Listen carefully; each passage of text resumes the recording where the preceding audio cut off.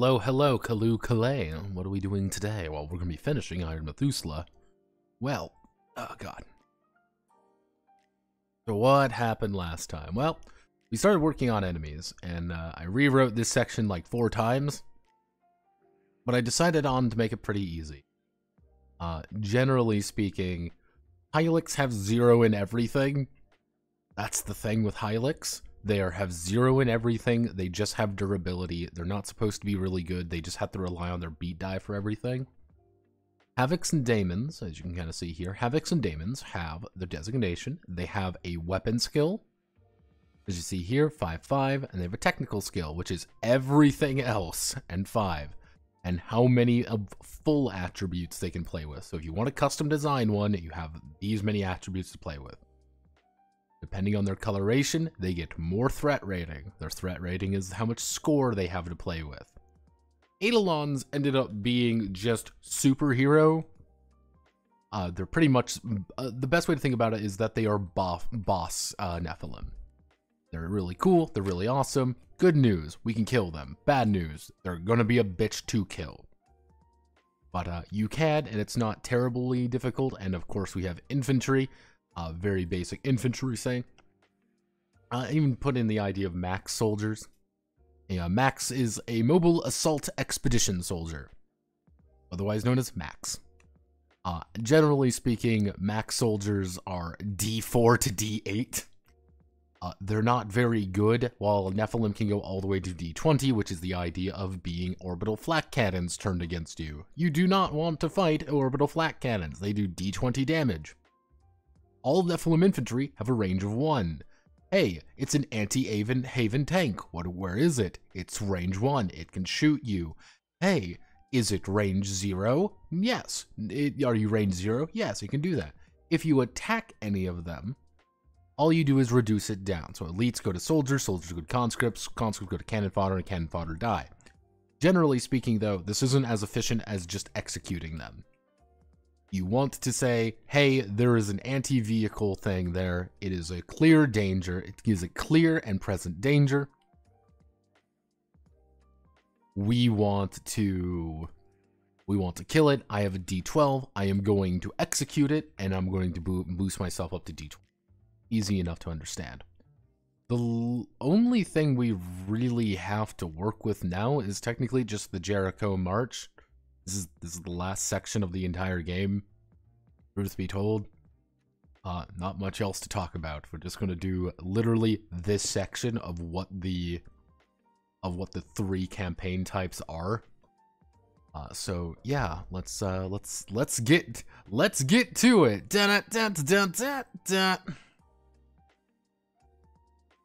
Told you all I would be here. Now, this is the funny thing, is because it's going to be such a quiet time, now's the time to ask obscure, weird questions.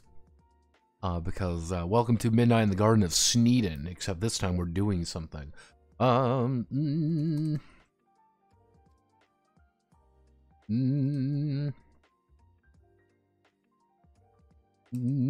Actually, the Jericho March is the... Oop, must be. How conscious is a robot if there's no pilot consciousness in it? Are they even a little bit there? Here's the thing. You, the players, are there. Of course you are. You are totally feel it. When you get shot as an Engram, you feel it. And that should be the thing. You are uploading your consciousness to it. It feels weird, but you're there. The way that the Sanctuary ships and the way that pretty much everyone around you is viewing it is, these are machines. These are machines we have uploaded in intelligence to do their fucking job autonomous of us. There is no intelligent being behind it. It is just a program. Your relationship with anyone outside of the purgatory state is... the best way to think about it, if you are befriending an avatar state, you know, someone on the ship who is actively interfacing with the purgatory state, the best way that they would understand what you are is if you had a really deep affection for an NPC in a video game.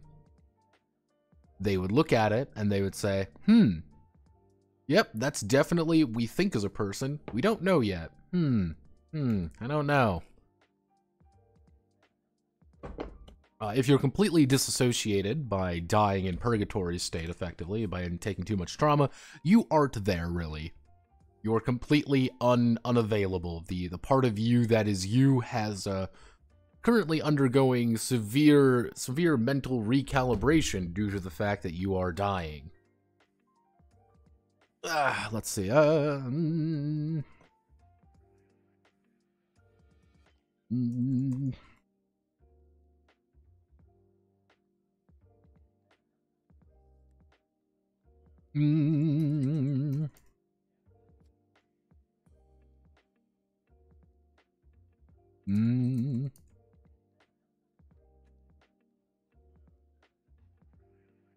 can see enemies of humanity.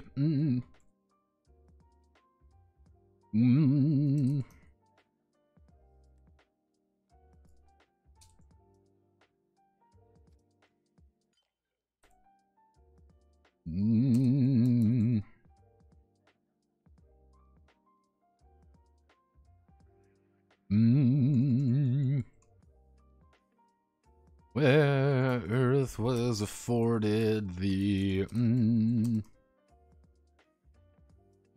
cruel mercy of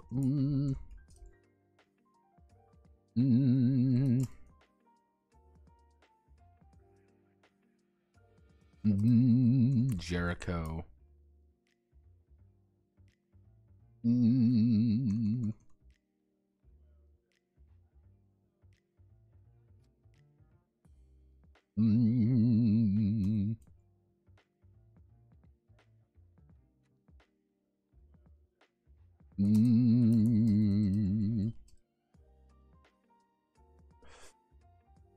How Monster is too monster. When does it stop being Monster Girl and become furry?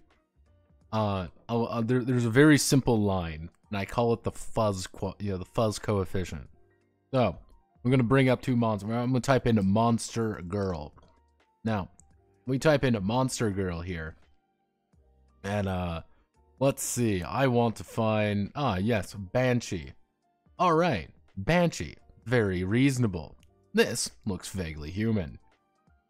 Whatever the fuck this is. Slime lizard? Fine, fuck it, whatever. Vaguely human. This is okay. I'm not clicking on that image. Not clicking on that image. Hellhound. Alright, we're pushing it, but still fine. Now I'm gonna type in kimono. Let's see. I want to do, actually no, I want to do Japanese furry. When you start dealing with this kind of stuff, there's the line. There's the line. And I call it the furry line. You damn well know what I mean. This, no longer a monster girl. The Nya Nya Air Force is in fact going to be a degenerate spike into the loss of dignity for most human beings. Yeah, this is clearly like, this is the line. This is the furry line. We are not making it out of the hood. We are not going to make it. Remember, this is important. Fine. Humanoid enough. We're okay with the humanoid nature of this. Not fine. Very that's why I call it the fluff coefficient, being this like, is this too fluffy? Is this too much of an animal? No, Pet, why are you suspiciously good at finding furry art? Motherfucker, there's furry art everywhere. Do you realize how difficult it is to avoid furry art? Fuck it, I would. So the second is there more fur than skin, or is the presence of the muscle shape? More fur than skin is you've crossed the line. The muzzle is the final line.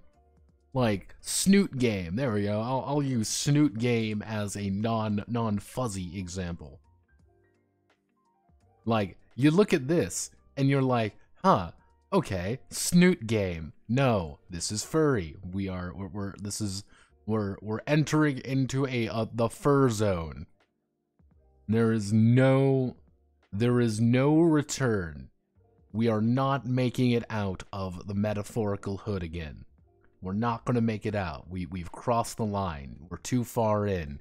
Does it qualify as a monster girl? The answer is yes. It does qualify as a girl that is a monster. However, snoot? No. We're far past it at that point. We're too far gone. Line is abstract. That said, degeneracy exists across all specters of anime and furry. Exactly. Again, but you can push it though. You can be like, all right, this is fine. That's just a girl with animal ears. That's not too weird. But when she gets like, when she's like full on like fur, that's when you're like, okay, we've crossed the line at this point. There's the line and we've crossed it. Then you're like, here's a snoot. I'm like, the line has been crossed. We have looked back. We can still see the line, but we're far past it at this point. We have walked past the line with full understanding that there is no return. And then you look at like a cat and be like, cat's fine too. And like, no, it's over. It never even began. Get in your first, you freak of nature. And then they stop walking. Yeah, and then they stop walking on two legs. Once you hit that point, it's over. Like I'm like, man, just shoot this. Just fucking. It's Jover. You lost before it began. You're like, don't worry. She speaks human. Don't worry. It's like the fucking Pokemon thing. Like the Pokemon, the choose your Pokemon meme. Where's that one image? Ethical showed me the artist the other day, and I can't remember the artist, but you know exactly what I mean by being like, yeah, you're just a. You're gonna eat a lot of eggs, kid. You used to eating eggs. Like, yeah, no, it's Pokemans is that, yeah, Plague of Gripes, that's it. Let me bring it up. Plague of Gripe, Pokemon. That's just a Digimon.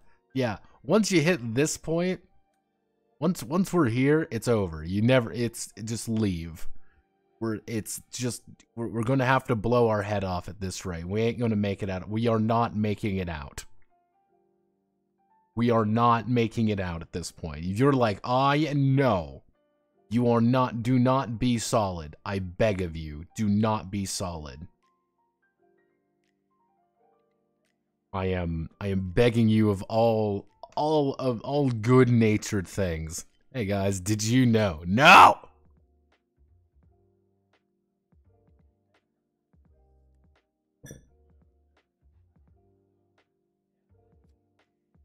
Do not the rat-a-tat. Chicken's okay if they got two legs, let 'em out. Hey, Gabriel. We do not pull that behold a man bullshit on me. We are not beholding a man.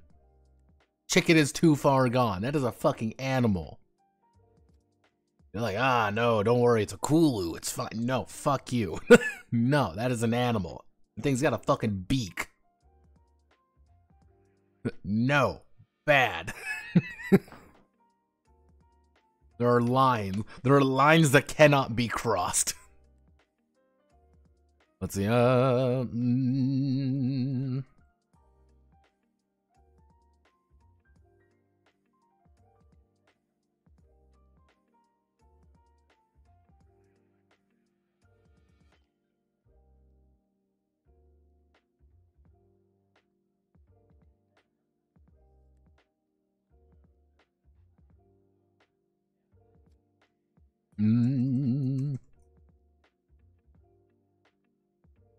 until that fateful day,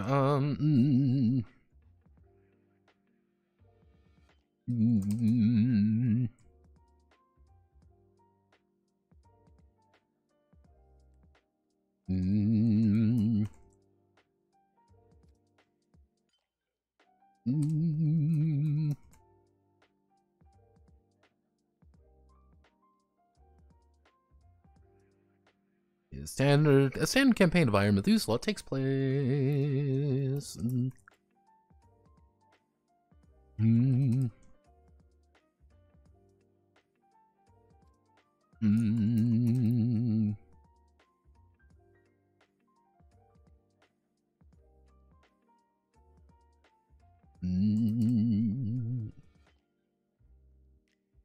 Of the human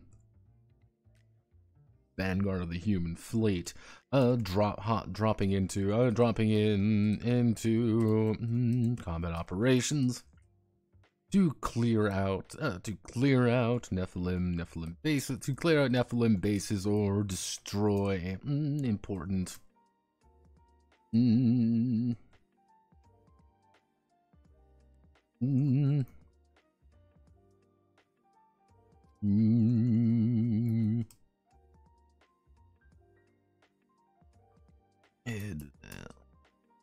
halting the advance until dropping it down. There are four main moments in time. There are four main moments in time. The Jericho, the Engrams may gain a semblance of thought. Each of these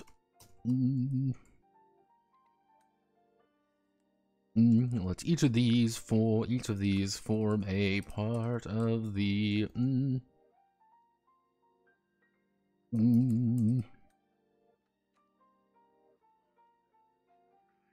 let's see, subsequent. Each of these form part of the campaign, and the subsequent battle for Jericho form part of the campaign. That subsequent battle for Jericho.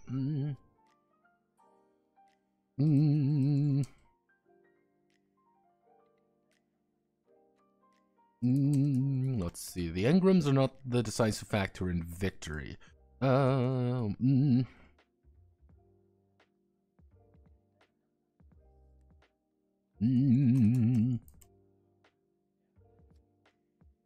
But their actions in action, and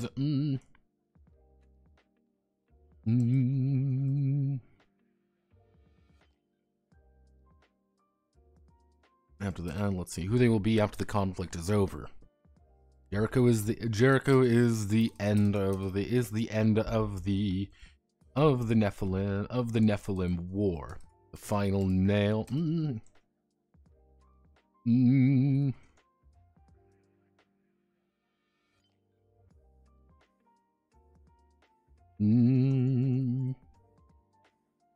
The Nephilim's empire, of the Nephilim empire,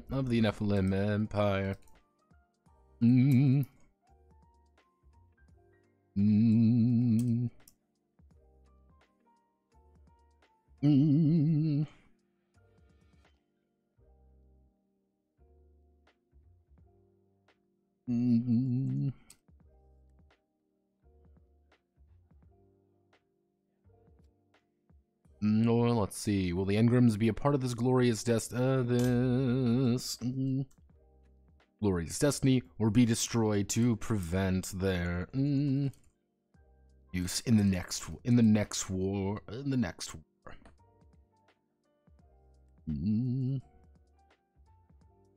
Yep. Kind of the idea, I've always kind of built this game with the idea like there is a very clear ending. This is the end. The end of this campaign is right here, right now, and you're going to rush till the very end, and then you're going to commit effectively the greatest, holy shit moment ever recorded.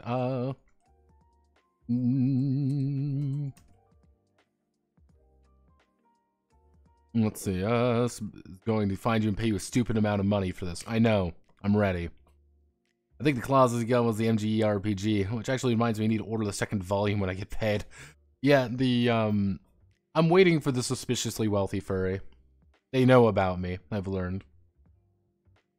They do know.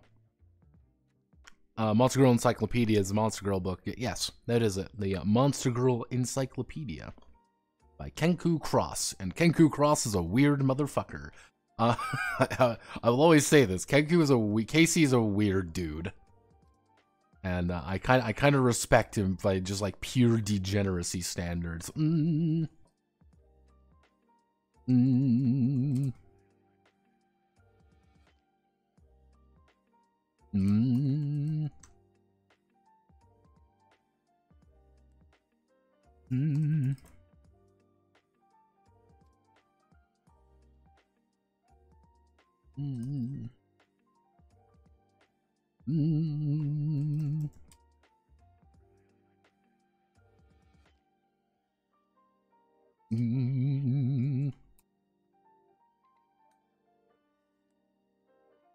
Carving through the carving through Nephilim.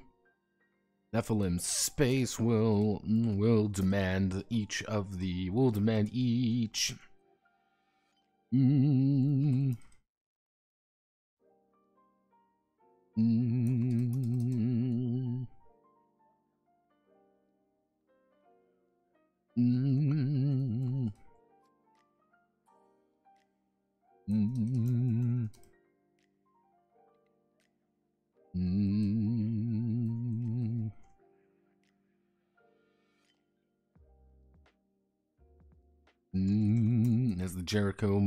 As the Jericho March warps.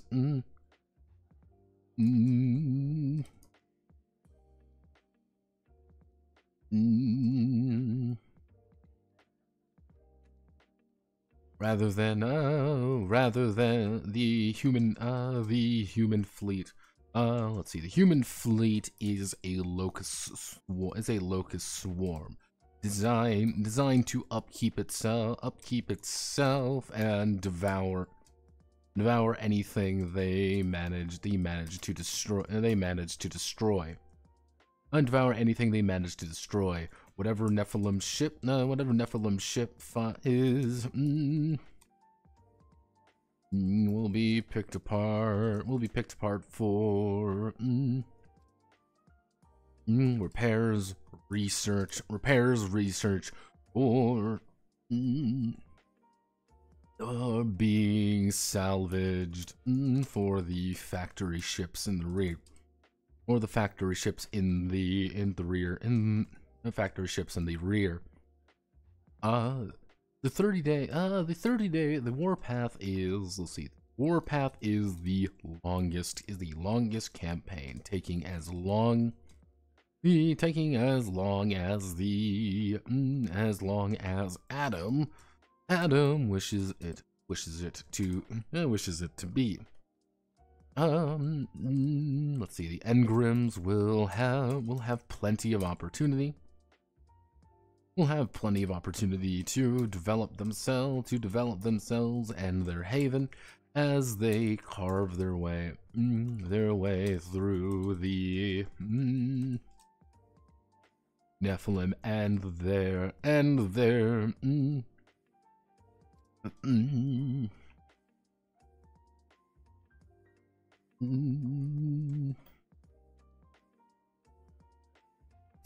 carve their way through the Nephilim and their forces. This juxtaposition between the purgatory state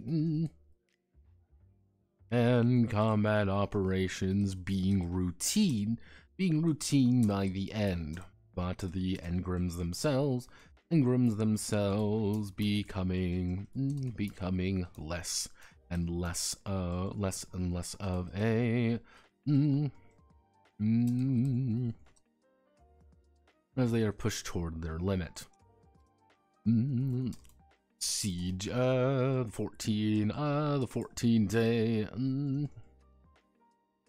we'll call it the warpath. The siege. Jericho is surrounded by 8 planets. Jericho is the star system. In which the Nephilim homeworld resides with 8 planets. All of which are densely populated. Densely populated by the warm star. Planets all of which are densely populated by the warm star. It's no wonder that the siege of Jericho will be long and bloody.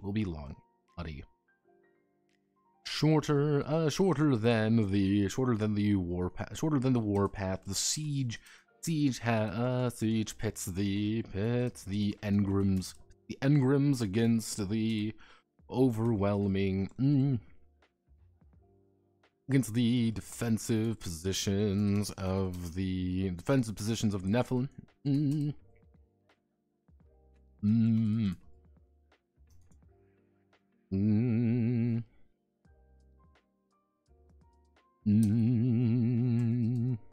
Every starbase, every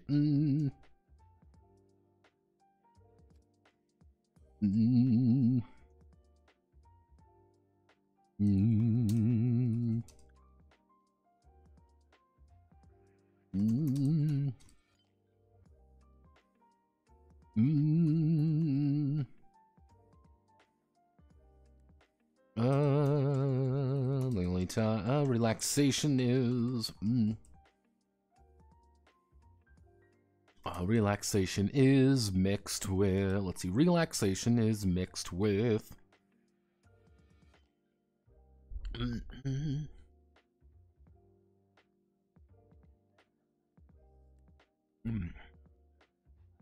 relaxation is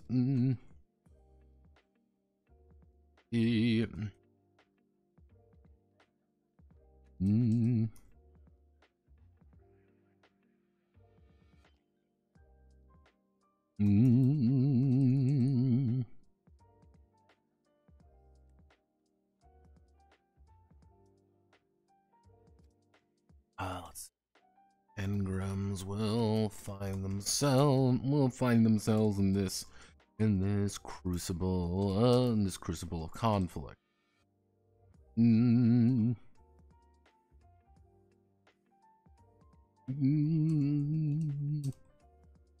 But will they want to?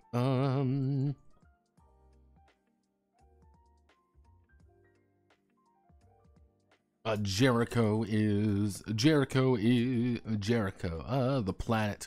The planet of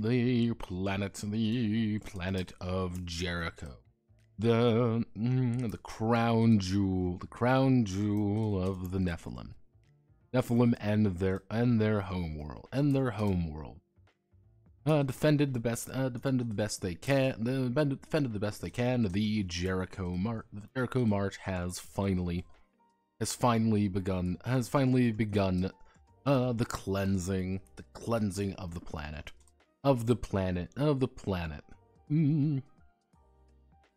Havens are deployed groundside to clear out elements and protect the fleets.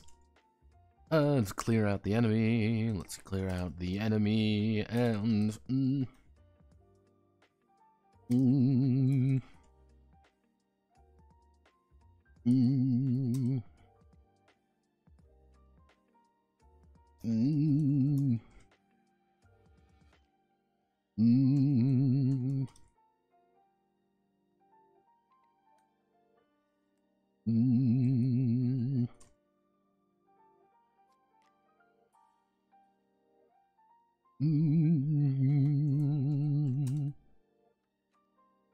to self-actualize.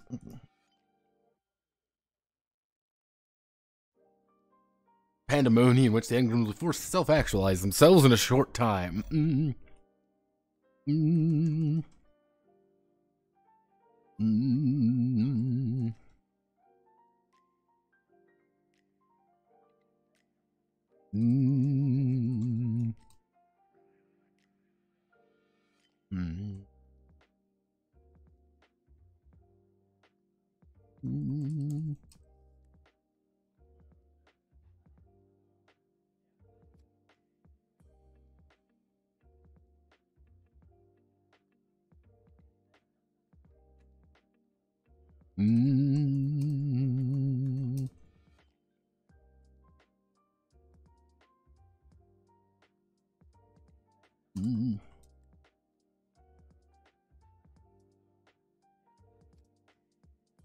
What's the city scale? Planet Planet scale city. That's a EU. Let's see.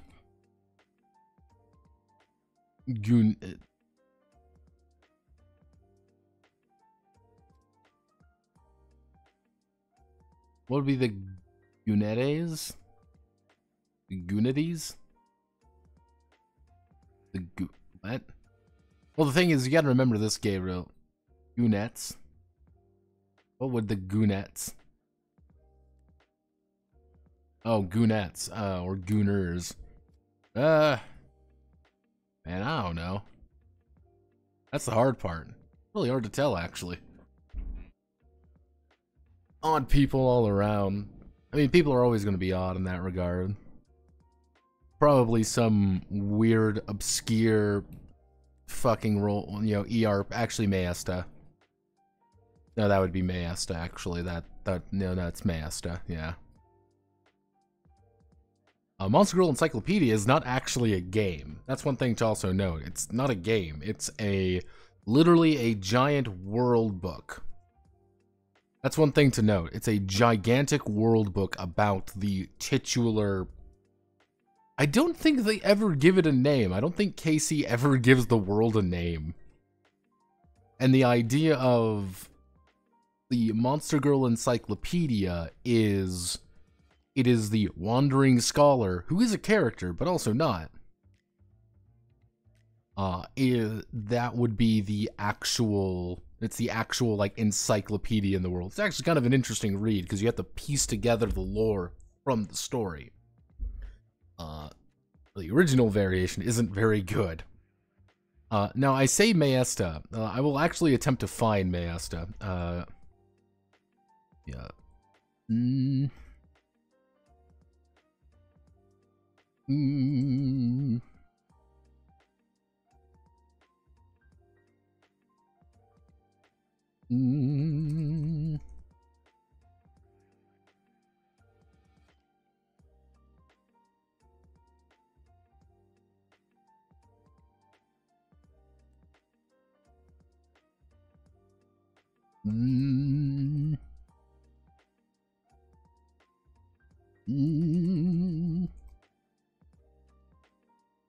Let's see, so this would be May. I'm going to see if I can remember. Maesta?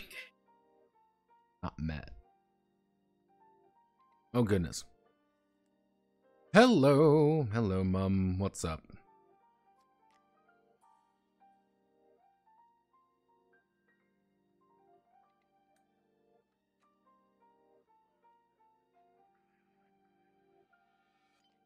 Let's see, this would, oh, I want to, Maesta? Is that believe? Yeah, Maesta. Okay.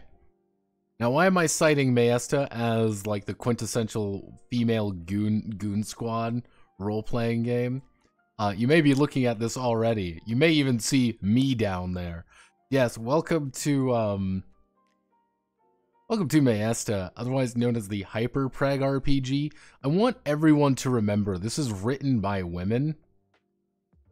Like, these are all written by women. And I find that very, very fascinating in a disturbing kind of way. It's one of those things you look at, you're like, wow, this is the worst thing imaginable. But here we are. It's here. Oh, geez. Yeah, this is... Yeah. Man. Maesta. Every now and again, I must remind myself that Maesta exists. I want all of you to also remember that Maesta exists.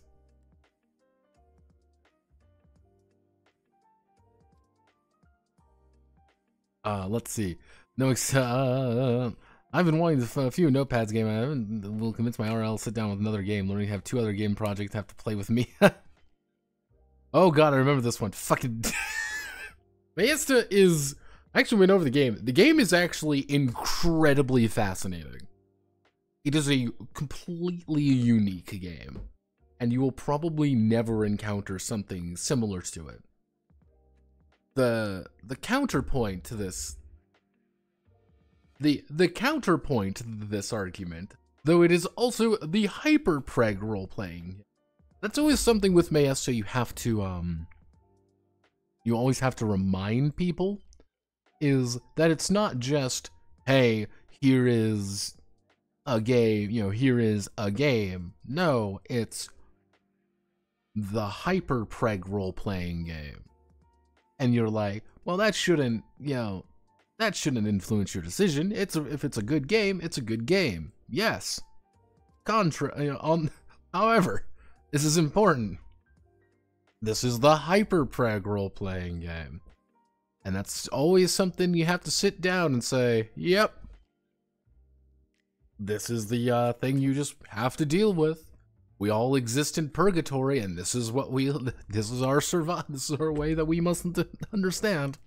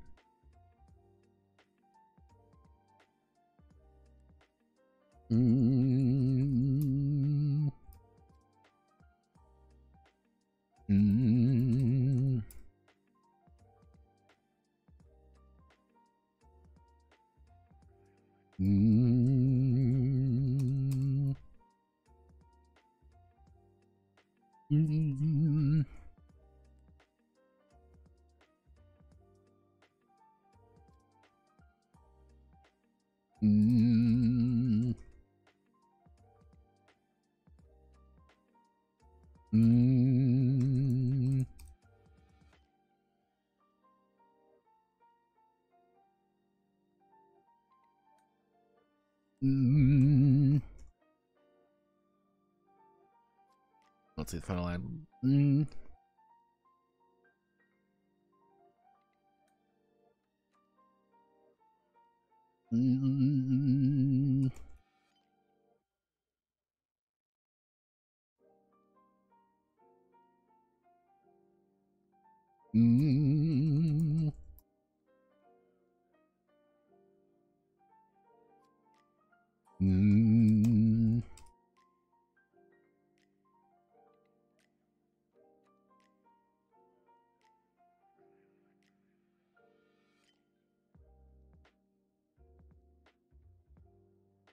Won't be destroyed as Terra Sol was.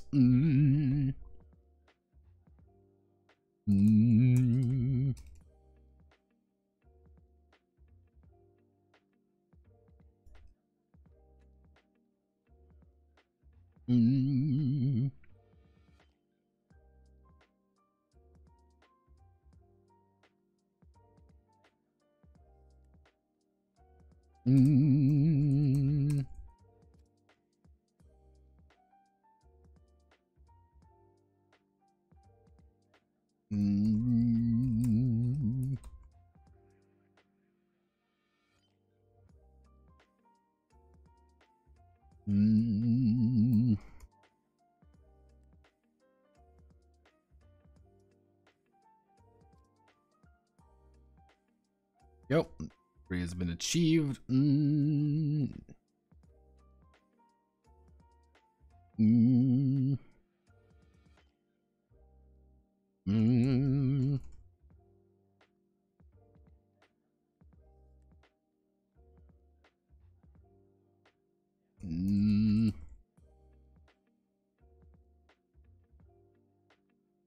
Suicidal offenses. The desperate last stand, the suicidal offenses are all that can be mustered. Victory has been achieved. Glory to Terra Sol. Actually, change that. Run.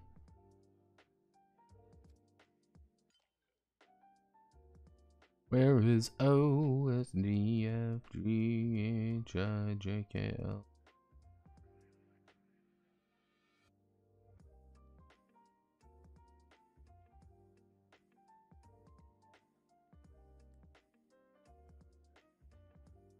Yep, we change the font up just to like the Nevsky Accord, and then we do that. Victory's been achieved. Glory to Terra Sol. It's kind of the idea of like, you want a long campaign, you do the warpath, do the siege, You want a kind of a shorter campaign, it's the Battle of Jericho, and the bloodbath is quite literally, it's after everything has taken place, and it is very much kind of the final fights. You're kind of doing these, you are clearly not the good people here. You are fighting on a dead world, currently getting virus bombed, and napalm bombed, as we are effectively drilling a hole through their planet to detonate a bomb to blow it up. We are not the good people here. We are the bad people. We are committing an atrocity against mankind. What mechanics does it have to simulate being pregnant with 30 kids? You cannot actually be pregnant with 30 kids. Thank you very much. It's not a game about pregnancy. Hyperpreg existing thing always baffles me. It's a game about being pregnant with like 30 babies at once and killing them somehow makes you stronger. Okay. I'm gonna give you all. Okay, so here's the thing with Mayasta. We're gonna talk about Mayasta. Very basic concept. You are a, I believe they are called Mayasta. You are a Mayasta. You can accept gravids into your body. What is a gravid? A gravid is a spirit. Very, very simply, they are a spiritual being. That gravid entering your body effectively are your power. The more gravids that are in your body, the more powerful you end up with.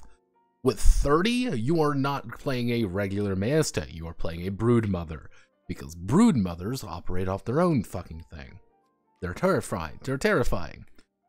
Effectively, the more gravids you have, the more powerful you get, because you are accepting spiritual beings into your body. You nurture these gravids, and then when the gravid's happy, you have the option of letting it go. And then you accept a new gravid, which is going to let you change your powers up or let you take on new ones, just to continuously do that. That is literally how Mayasta is played. That is the actual gameplay cycle. It is incredibly ingenious. Because they say, hey, you want power, so you constantly are doing things to build more power, to do things. You are effectively awarded by getting bigger, but if you get bigger you get, the slower you move. So you're always in a weird state of being where you're still pregnant. On the other hand, you're pregnant with superpowers. Mayasta, everyone. Yeah, they nuked Earth. They deserve every single bomb. Yeah, effectively, you get it. Yeah, it's generally speaking, if you're doing the bloodbath, you are not playing a real campaign. You just want to do a fight and with some things in between, and that's how it would be. How it would be kind of constrained. It also is kind of a way that you can do a full campaign, which is, hey, we're starting at the warpath. We're doing the entire march there. We're going across different stars. We're warping in, warping out. It's kind of the full process. The siege, let's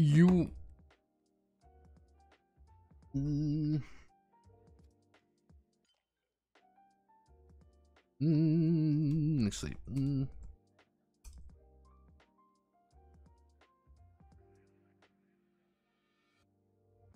Will they find purpose in their existence here?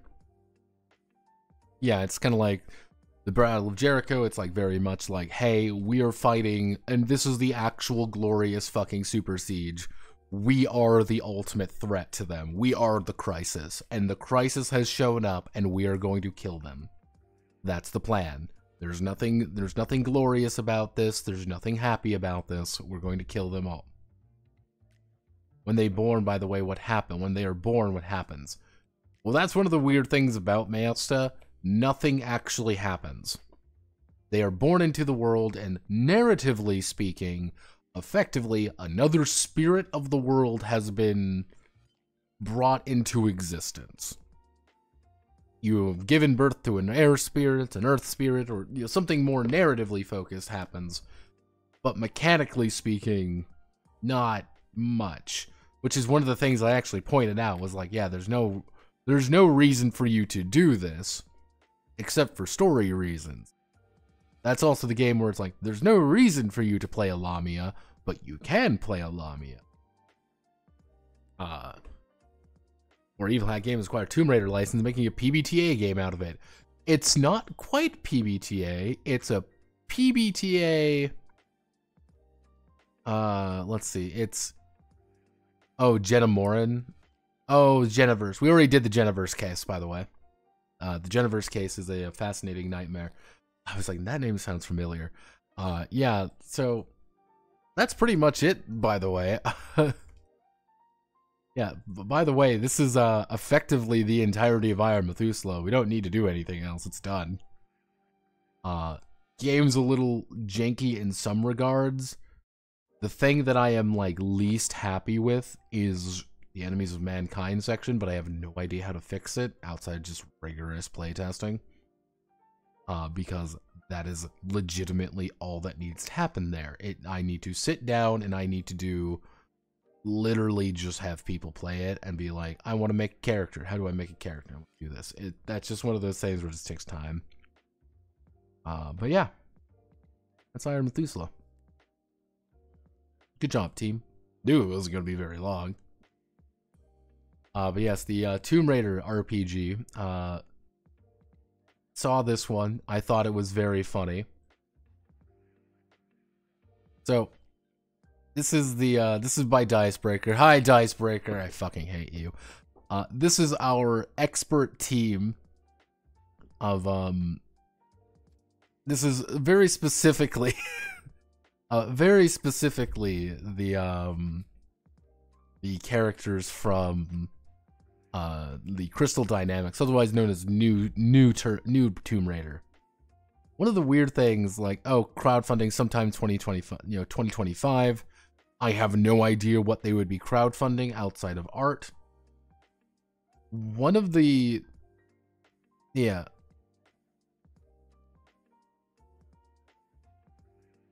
Yeah, let's, like... One of the weird things here is explore what drove players through a life of danger and discovery. You know, it's... One of the things is... It's not quite there. Because the main person is Ray Najati. Now, you might have heard of this name before, and there's a bunch of other fucking people getting involved with it. They say industry veteran, April Kit Walsh. She's done nothing else because she didn't write Thirsty Sword Lesbians. Fred Hicks is the fucking owner of Evil Hat, and has about as much, game design chops as a fucking wet paper bag. But you may know Ray Najati wrote a... Sorry, I just saw that and wanted to die a little. They wrote Apocalypse Keys. This is pretty much the biggest thing that they've ever written. And Apocalypse Keys is a PBTA game. Any of these other games really come up in any remote capacity? No. Have people told me to go over Apocalypse Keys? Yes, they have told me repeatedly to go over Apocalypse Keys. And I don't feel like it. You may be wondering, why do they want to go over, why do I not want to go over Apocalypse Keys? Because it looks fucking boring. Not gonna lie, it looks incredibly boring. Because it seems to be the exact same shit every single fucking time. They did, however, do aspects of, they did do aspects of my favorite RPG of all time, you know. My favorite RPG of Thirsty Sword Lesbians. I love Thirsty Sword Lesbians, as you all know. They did work on that a little bit in one of the less terrible ones, if I remember correctly. Ever pick up the Deep Rock? I've never played Deep Rock Galactic. There, I said it. I've never played Deep Rock Galactic.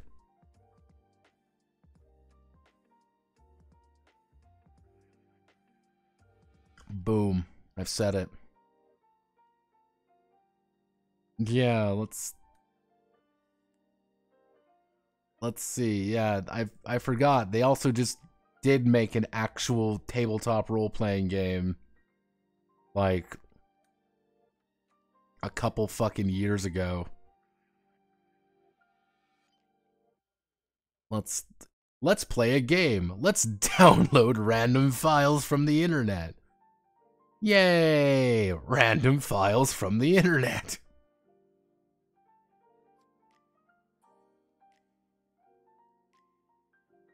I think everyone should download random files from the internet, and there's nothing wrong with that. I support downloading random files from the internet. Don't actually download random files from the internet, people. Like, let's see. I mean, I've never actually seen this game. So, this is the... Apparently, this was someone from Crystal Dynamics quite literally pitching this game to come out, which... I know it's good because they have a streamer kit, by the way. This is the funny thing. They actually have a full streamer kit. You can't see this. But, yeah, they've got they were... Ooh, boy. They were cutting this pretty close. Let's see. Let's see the character sheet. Lara Croft's Tomb Raiders TM. I want to see what an actual character looks like. Let's open the core rulebook up, everyone. We're on a magic adventure together. Don't you love magic adventures? Like, this is 215 pages long. Like, this is not a small game. Like, it actually doesn't look too bad.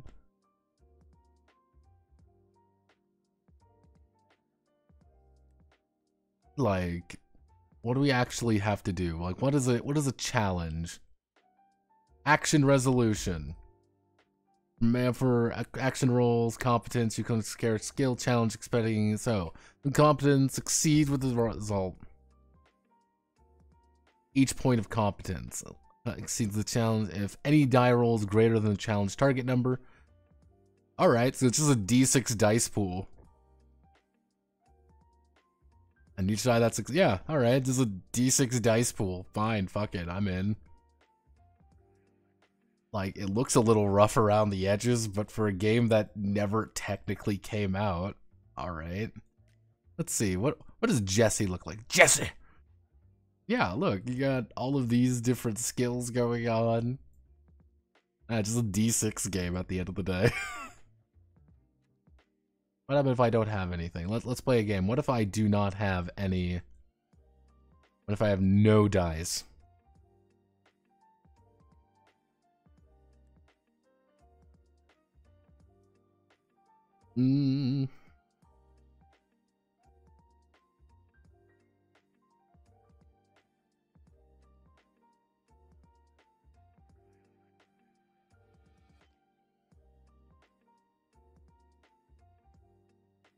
Like, it looks a little rough around the edges, but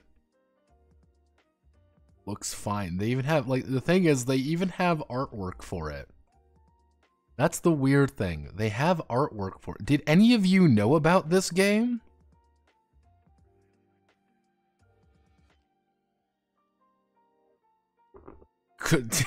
I love downloading spyware. Never download anything sus without a virtual machine. No, download everything. You can download additional RAM. Do it, everyone. I'm spreading misinformation on purpose. Yeah, like... Ooh, God, that's done. Ow. Yeah, did any of you know this game existed? I don't remember this game ever coming out, but... Yeah, here's a Tomb Raider RPG. By literally, like, 3/30/23. 3/30/23, like... Yeah, you kind of see that up there. I don't know if you guys can see that, but yeah, this was like last year. I mean, how much of a kick in the fucking dick would it have to be? Just get how much of a kick in the fucking dick it would have to be being like, I literally wrote a full RPG. Like, I wrote a full fucking role-playing game. And the worst part is, like, this was play tested. Like, let's see. Matthew Gaston. Matt, I want to know. Who are you, Matt? This is written and rules by Matthew Gaston.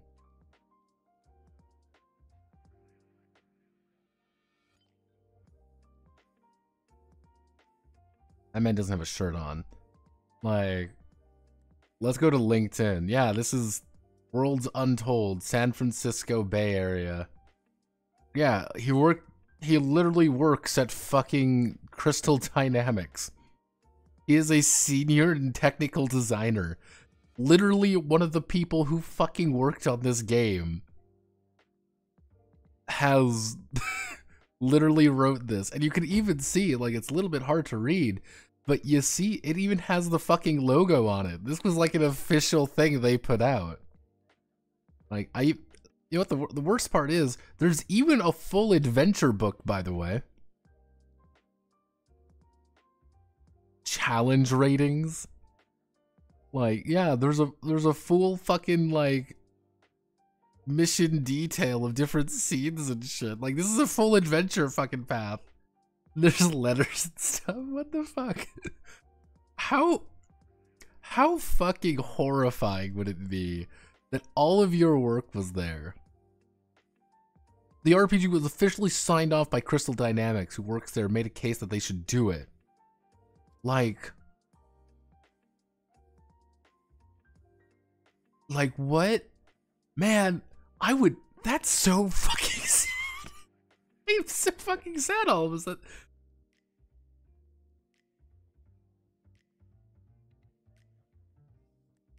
Yeah, I mean, fuck. I mean, it's not exactly groundbreaking, but it's not groundbreaking, but it's interesting, rather than it's a Blades in the Dark PBTA game by the guys who do Blades in the Dark and PBTA.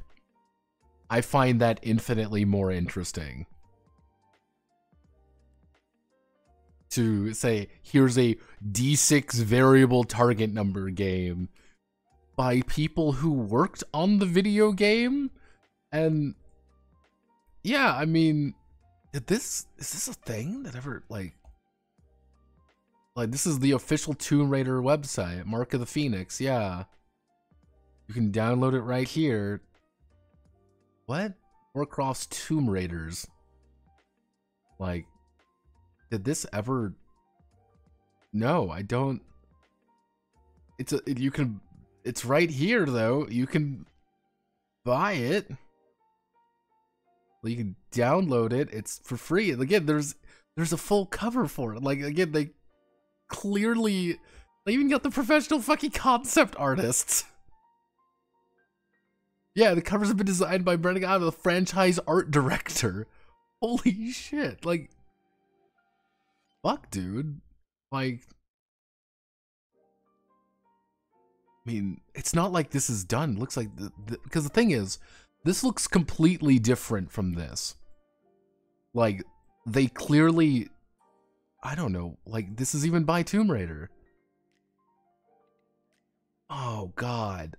Oh, that's even, like, they've gotta actually say something. This is on the official Tomb Raider website. In this officially licensed members of the Truth Seekers.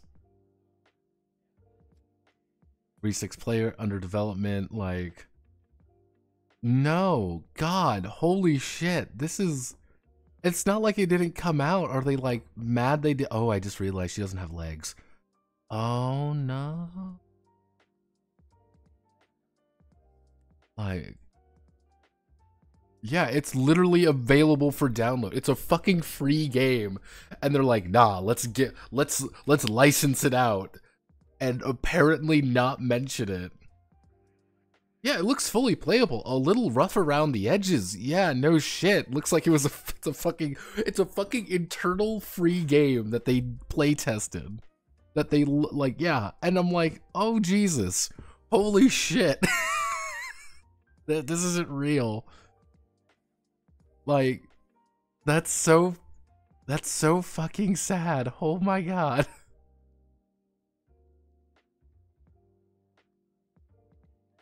Like,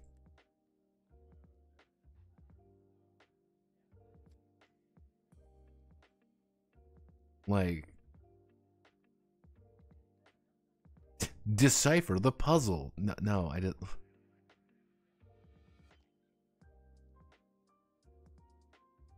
Like, that's so... Yeah, the Society of Raiders. Members only wallpapers. Wow. Like, that's fascinating. That's really fascinating. You know what? I'm going to ask people on the internet right now. I'm going to ask a bunch of schizophrenics on the internet.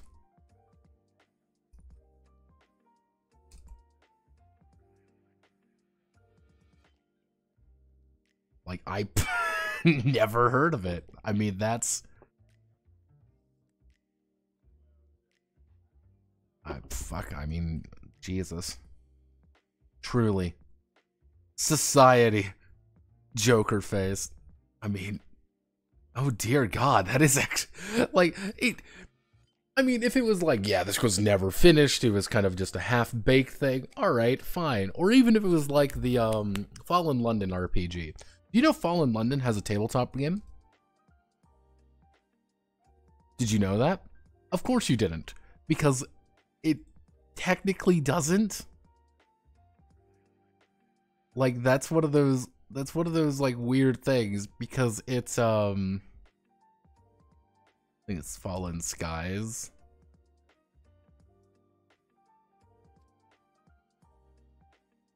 Is it? Nope, that's definitely not fucking it. Fallen London Games.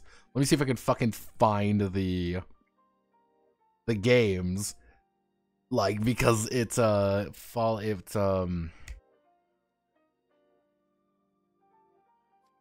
Sunless Skies TTRPG. This is, if you ever want to see something incredibly weird, welcome to Skyfair, a Sunless Skies RPG. Yeah, I have no idea why this game exists. And you wanna know where the only place you can get it? From tabletopgaming.co.uk. It's exclusive. You can only get this game right here. I have no fucking idea why. But you can. I'm even going to save it again, just because I damn well know I'll forget about it. That's just one of those weird facts of life that I like to remind people about. What is Tomb Raider?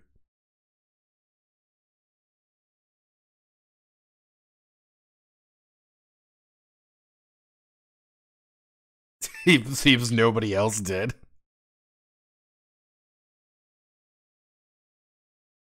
Yeah, no, it's they never talked about it, and it's not like it's been released elsewhere.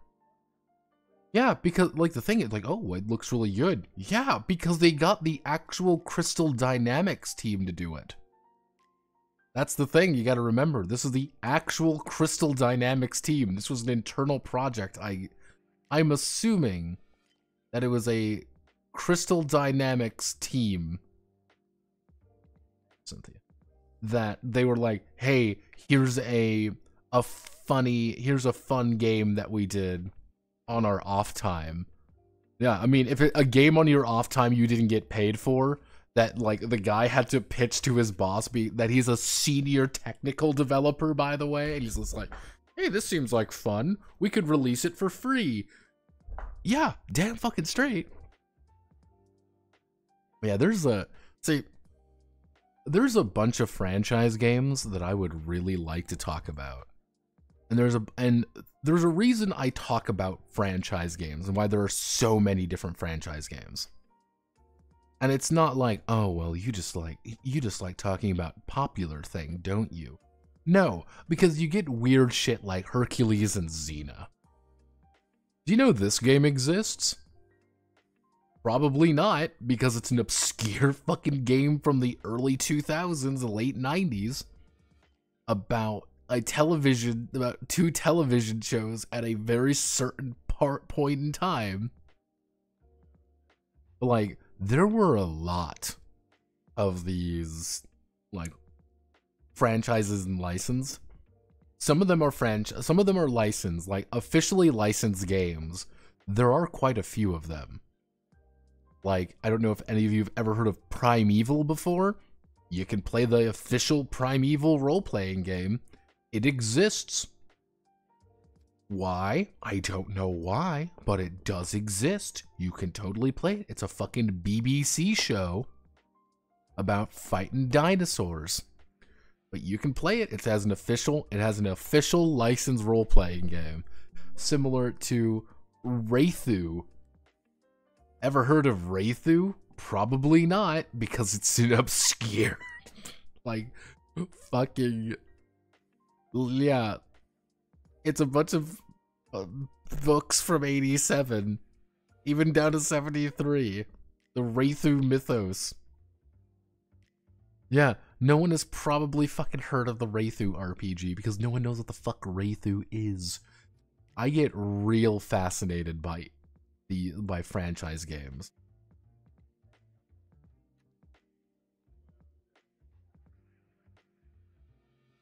What the fuck am I reading?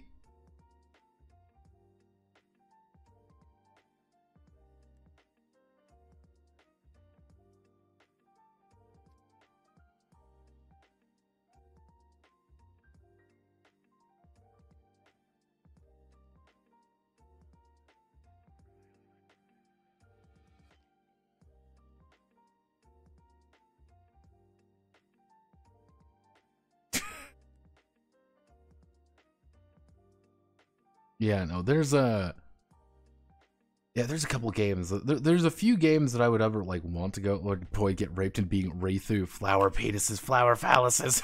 Primeval is great. Yeah, there's a bunch of like officially licensed tabletop games that no one ever talks about because they're all stupid or bad or both. And I get really fascinated by it. Technically, I do have the entirety of the Robotech games that I want to go over, because these are the official, actual Robotech RPGs, including the other Robotech RPG. Yeah.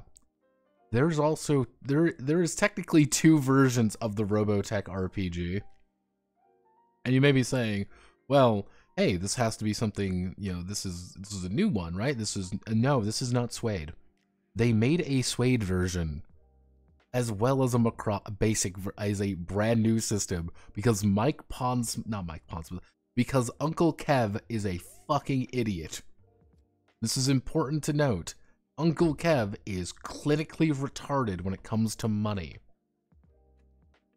It's very... There's a bunch of games that I find really interesting. And of course, we also have the, people have been wanting me to go over the Pokemans games.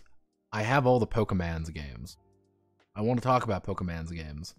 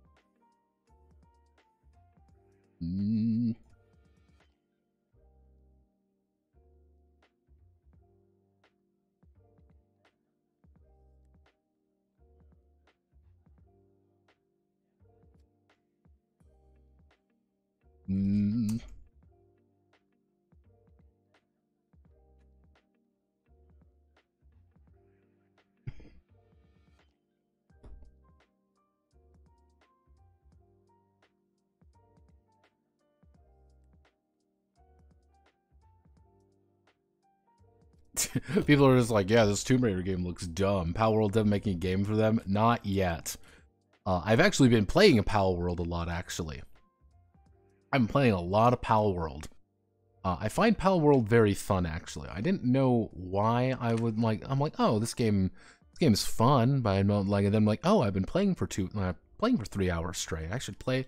Oh, this is a problem. Like, uh-oh, SpaghettiOs. Yeah, Pal World is actually quite fun. It's it tickles a certain part of my brain, which likes to collect things endlessly and likes to build things up. I know yeah.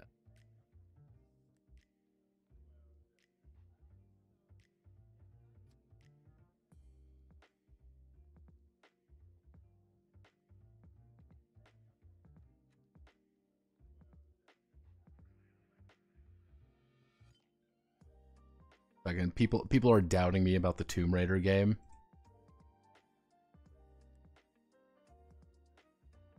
People are saying, "Oh, it's not real." Hee hee hoo hoo.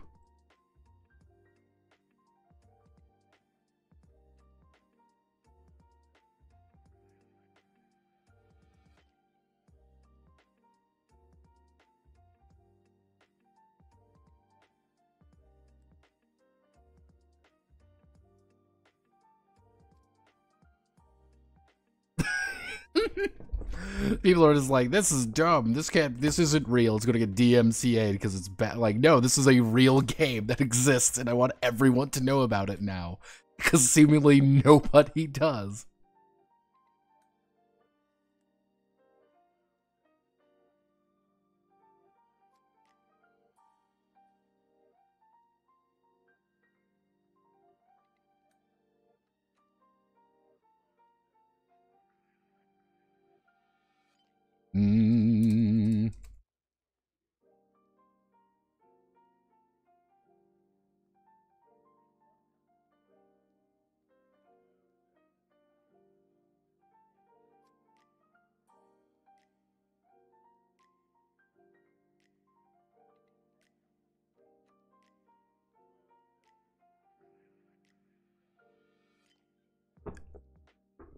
Everyone's just like, this game isn't real. This game isn't real. Like, yeah, no, it's totally real. But yeah, no, Pal World's enjoyable. Like, here's the thing with Pal World. Look at Pal World. Oh boy, look at our Pal World friends, you might say. But here's the thing. Can I pitch this to another person? Yes. I feel pretty confident that I could get this to someone. Art imposter? Hello, Pocket Pair. And then so it's like, all right, if I like a top indie game company in Japan with 70 overseas ratio, if I could get it to these guys, I'm good. Now you may be saying, what do you mean get it to these guys? Because I think I would get shot and killed if I attempted to pitch this to the EN team. If I were to pitch this to the JP team, they would be entirely good. Because I can tell you exactly how it would work. This is Nautamons. Nautamons is my tabletop Nautamons is my, yeah, I capture Pal World humans as pals and breed human pals with animal pals. What the fuck, Bobby? No, bad, Bobby. No, Bobby, bad. No. Stop it. Oh, I have this open the entire time. I effectively need to get it to the JP team. If I can get it to the Japanese team, we're Gucci. We're good. That's the hard part, though.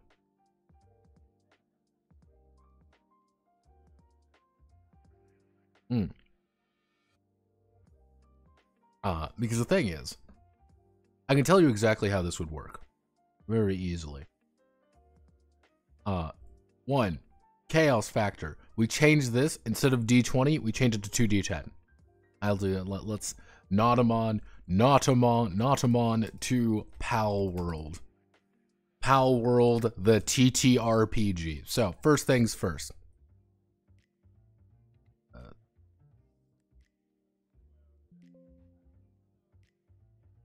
So, very basics. D20 gets converted to a 2D10. Why would I want to convert it to a 2D10? Very simple. Very, very easy to understand. One, the math maintains relatively the same, and Japanese players usually use D10s. That is not difficult to ask somebody is, I want a 2D10. Very easy, because Call of Cthulhu. Why do you think the EN team would be against it? I've seen some of the things in the EN server. Apparently the EN team is kind of a bunch of jackasses. Apparently they are not very nice. And a very certain crowd of Discord moderation. And effectively, I would want to work with the main guys anyway. That's who I would want to work with, because I think they would be more keen. Because you can kind of say the thesis for this entire thing is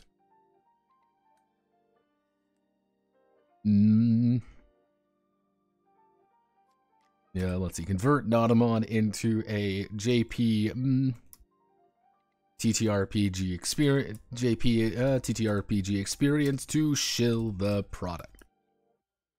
Easy. That is the basic premise. That's why we need to make this a 2D10. Cool. Easy enough to understand. Big thing. Most shit here is real easy. We'd have to change what criticals are, but cool. We can do that. Fumbles, easy.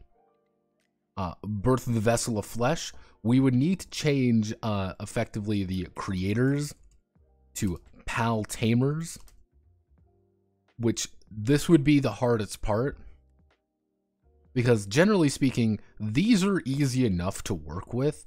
It would just be changing some of the values here and changing the nature of them, because the entire problem you could say is, oh yeah, we'd also need to change the elemental shit show, because I want to show you all the Pal World element chart. If you want to see pure fucking agony, this is game design agony from your boy Notepad Anon. This is the fucking Pal World chart.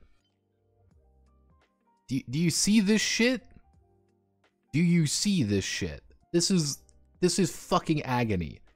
Look at this. Look at ground, electric, water, fire beat ice, ice beat dragon, dragon beat dark, dark beat neutral. What the fuck? This is not a beautiful square. This is not a beautiful, like, no. Why? Why would you do this to me? Pal World, you're giving me a stroke. This is the reason why this is why God doesn't talk to us anymore, Pal World. It's because of you. You are the reason why God doesn't talk to us. Like, traits? Easy. We just need to change some of the nature of traits. Like, the conversion here would be the hardest part. Easy enough to understand. It would be the absolute hardest part to do. Then, like, Nautomon would converting Nautomon to pals wouldn't be complicated, because all I would need to do is take the basic math here and create a bunch of pals, and those are our baseline, and that's how you would level up. You would level up your pals, and that's all that would happen. You would just increase their stats. It would effectively be a completely different way of doing it, but the premise is still there. Yeah, fix it by saying normal beats grass. It's all connected, Lamau. Like, all of this shit, easy enough to do. We just have to build them all and then have a level for them. That's all.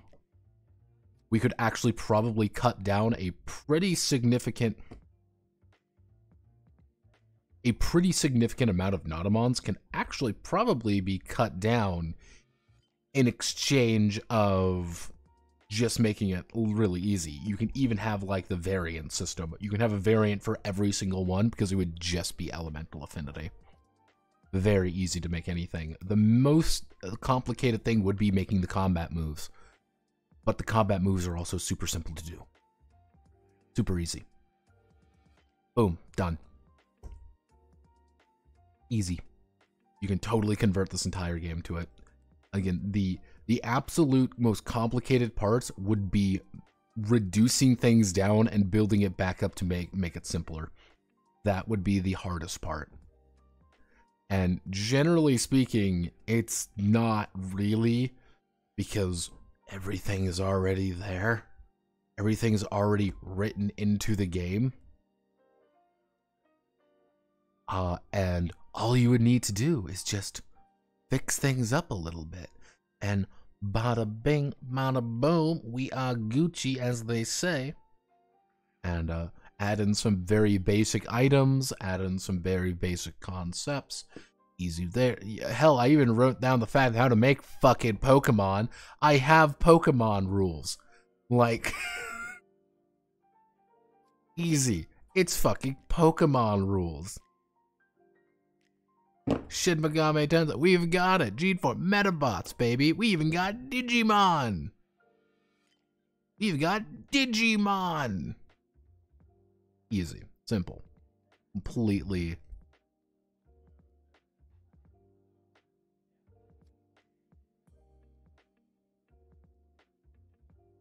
By the way, Notepad, the JP people even tell English influencers and business people to contact their JP email. They use DeepL. Yeah, at most just bully Cole. I would effectively bully Cole. That's how I would do it. I would literally bully Cole, and we would work together to make it and be like, this is what we need to do. This is how we can do it. This is how we can pitch it. Easy. $1 billion idea. Then why aren't you doing it right now? Because I don't know what to say. It's late, and I haven't eaten anything today, by the way. I haven't really had anything to actually eat. This is my second cup of coffee. So it's great. This is what we're working with. This is the...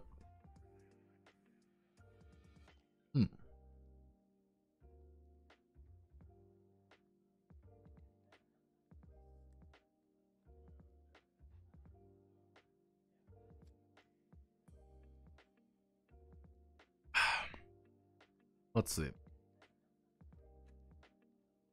But yeah, no, that is the, that's really all to talk about. Anything else fun and exciting you all want to talk about? Or do I just leave? This is one of those things where it comes like there isn't really actually that much to talk about in this regard. Very quiet day, no fun news to talk about. Nothing exciting, nothing on fire. Just want you to do that and just send it along. Hello, my name is Notepad Anna, and I am game designer. Horror of your dream. Pay me to turn my game designer tricks. Like, effectively, how I would do it, and I've told people this before. I've told people this repeatedly. All it would be is, I am a... Like, here we go. We're gonna make a tabletop role-playing game.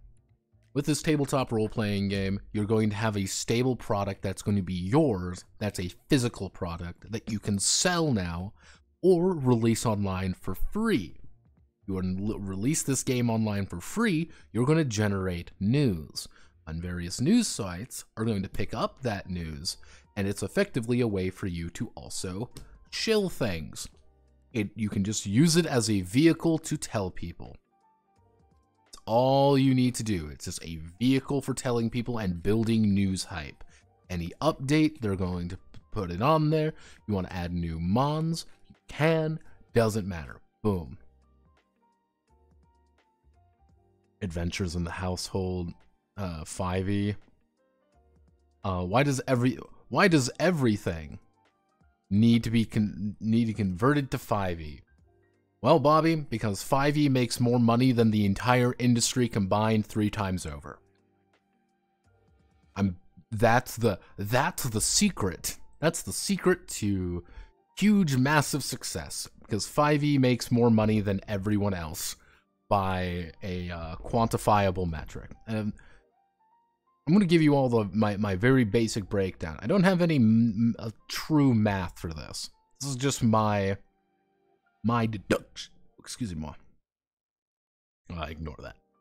This is my deduction. So we're gonna make a circle. So let's say this is the TTRPG. Let's say these are TTRPGs. Let's say this is the entirety of the tabletop role-playing game experience. Now we are going to draw a line from here to here. Now, This is everything. This is all the money. This is D&D. And D&D relate, and this is just Dungeons and Dragons. Nothing else. Just D&D. Now, if we take this, D plus D products.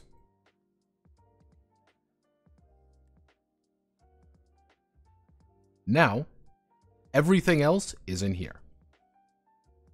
Everything. This is the rest.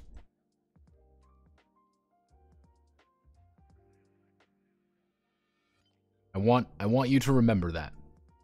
Dungeons and Dragons, D&D products, the entire rest of the industry is right in this little area.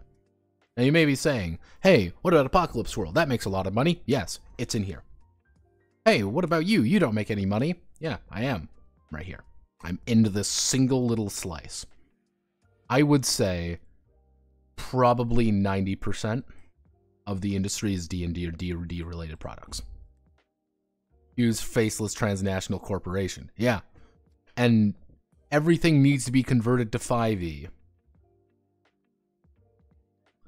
And here's the thing. Everything you want to convert to 5e, if you go here, you immediately join this money pile. This is important. So you want to convert everything you can to this money pile. Well, why isn't the Tomb Raider game 5e? Because the Tomb Raider game would get lost. That's the problem of this, is that this actual slice of the pie is very small. It would get lost in the shuffle. It wouldn't be, and you would also be competing with D&D itself. So that's not really that valuable for them. On the other hand, you get games like Middle-earth role-playing, which was a D&D 5e game. Wowzers. That's the, that's one of the things you also have to kind of understand there, is you can carve out a good niche here. That niche is very small, and you're competing with everyone else. Everything got it. Yeah, it's the D20 conversion. Everything got a D20 conversion because D20 conversions made money. You needed it because you needed the money. Because that's what was selling, and that's what people would buy. Right now, again, we've got till September. We've got a few months. We got a few months before funny happens. And that's when D&D, effectively what it's being known as is 5.5e. Now, I don't know why this isn't taking this. I don't know why this is taking so forever to load.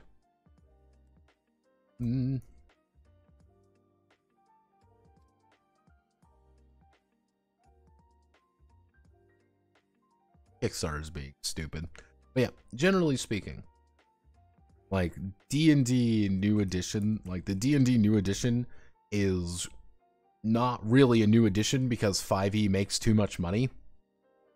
Like, you gotta remember, like, 5e makes a shit ton of money, like more than every other edition combined, effectively. So they don't want to get rid of 5e. They want to make new 5e, and they want to resell you 5e. That's what they want to happen. They don't want to sell you, you know, 6e. Because you gotta remember, you gotta think about it like this. 6e, bad. We don't want 6e. We want 5th edition. 5th edition is big money. You put 5e on anything, it will sell. Now, you think, okay, the next logical step would be moving to 6e. No, we don't want to do that. If we move to 6e, we lose all the branding of 5e. So what we do is we sell 5e a second time. That's what we do. That's all they're going to do. They're going to sell it a second time. And you're going to pay full price for it, and everyone's going to buy the exact same shit they already have. And they're going to cheer. It's going to be like, "Yay, I love D&D. This fixes everything that D&D did wrong, and it's the best version of D&D ever." Just like what they said with 5e, just like they said with 4e, just like they said with 3e. That never happens. For reference, Evil Hat had a 2023 revenue of 2.7 million USD, 6 full-time employees and similar number of part-time. Yeah, let's do I'm curious, D&D revenue. Yes. For 2022 was between 100 million to 250 million. 100 to 150 million on just one. And you have to remember this as well with, this is also a very important thing with Evil Hat. Evil Hat doesn't sometimes pay people. Like, that's something you also have to remember. Evil Hat doesn't pay people sometimes. I don't think they ever have, like, you gotta remember, like, I talk about this every now and again, like Blades in the Dark, for example. We all love Blades in the Dark. Did you know that there was a bunch of stretch goals for Blades in the Dark? Come on, load Kickstarter. Kickstarter is being a little poop today, by the way. But there was a bunch of there was a bunch of things going on with that. Well, here's the weird thing. If we hit this, if we go to the Kickstarter controversy, yeah, none of the stretch goal money went to stretch goal authors. Yeah, one of the things is there is a lot of things in there people didn't get paid for them, and that's why it never came out. There are actual Blades in the Dark stretch goals that never came out because they didn't pay the people. And why would they do it? Because it was all this weird, like, assistance thing.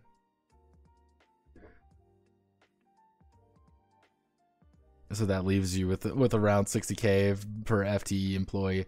Yeah, we're not working with a lot of money here, Bobby. And again, Evil Hat is probably the largest indie studio.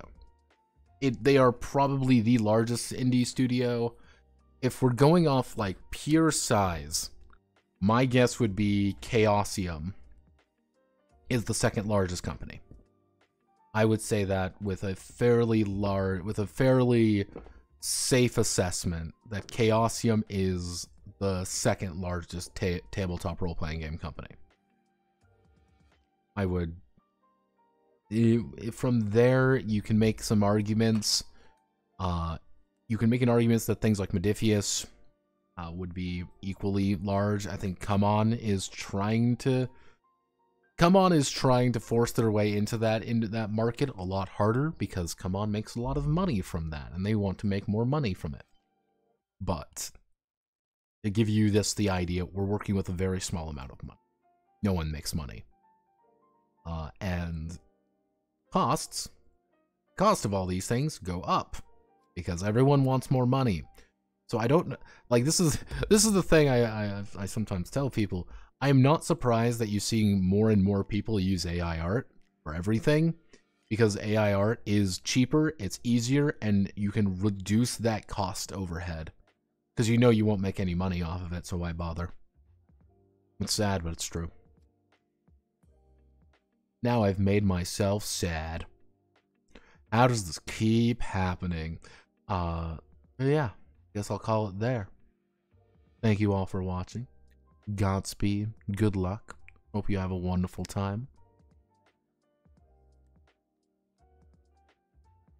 He also has 36 million revenue, has 40 FTE, so you need 10 to 15 margins. Give a live. If they say they have like, they do not probably have a 40 full-time employees. I can almost guarantee you, I would say probably about 10 of them don't actually make full, like, I would make a wild guess that some people do not make a livable wage very easily. I don't think a lot of people make livable wages here. I don't think a lot of people make livable wages, or they live out in the middle of fucking nowhere and they can afford it. A lot of probably, I wouldn't make a wild guess, probably a lot of dual income homes. Probably a lot of pay cuts every now and again, and deals. I don't think people make a lot of money. I think that's the unfortunate reality. And I would love to say, see, here's the thing, I would love to say that people are going to make a lot of money and tabletop role-playing games are going to see this renaissance and everyone's going to make a lot of money. And everyone's going to, no.